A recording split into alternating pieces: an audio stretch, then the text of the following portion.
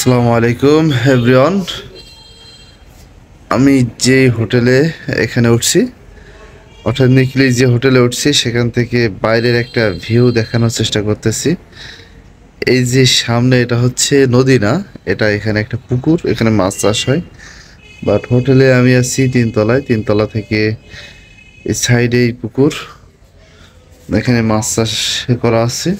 একবারে হোটেলের নিকটেই মাছ চাষ, এটা হচ্ছে বেলকনি থেকে। আর যেই হাওর যেটা, সেটাতে এখনো পানি নেই, তবে এই পুকুরের পরে ওই যে এরিয়াগুলো এখন কুয়াশা মতো দেখাচ্ছে। আর যেহেতু এখন সকাল, সূর্য উঠছে, তো এখনের পরিবেশটাই।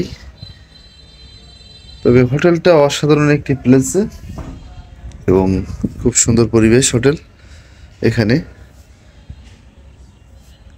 তো এই হচ্ছে এখন সকালে, সূর্য উঠতেছে এখন সকালের এখানের পরিবেশেই। তো দেখি এখন যাব হাওড়ে, শুকনা হাওড় দেখতে। শুকনা হাওড় দেখে বা নদীতে এখন শুনছি প্রচুর মাছ আসে, সেখানে দেখতে যাব। সবাই ভালো থাকেন।